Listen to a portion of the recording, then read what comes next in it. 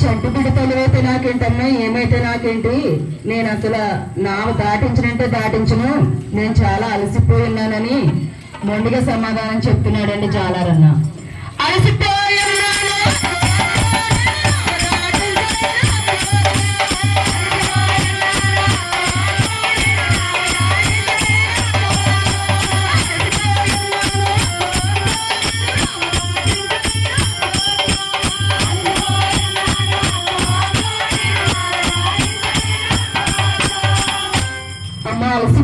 నేను, నావు దాటించనంటే దాటించను అని మొండిగా సమాధానం చెప్తున్నాడండి.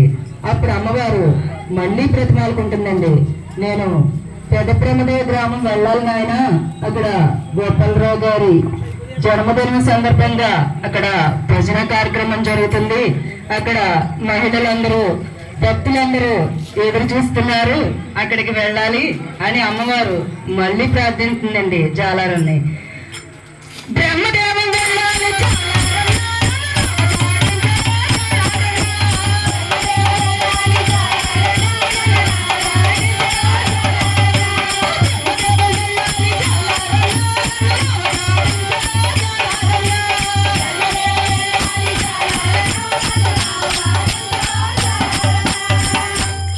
నువ్వు బ్రహ్మదేవం వెళ్ళాలన్నా బందరు వెళ్ళాలన్నా నా వల్ల కాదమ్మా, నేను అసలు అలసిపోయినాను, నావా దాటించినంటే దాటించనని మళ్ళీ మొండిగా సమాధానం చెప్తున్నాడని జాలారన్న. అలసిపోయినాను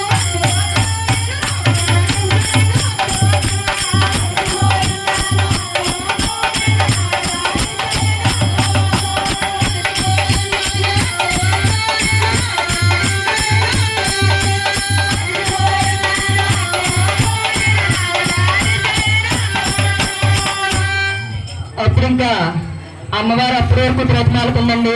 ఇంకా ఆవిడకి ఉగ్ర రూపం, అప్పటి వరకు ఎంతో శాంతంగా ఉన్న ఆవిడ అసలైన ఉగ్ర రూపం చూపించింది.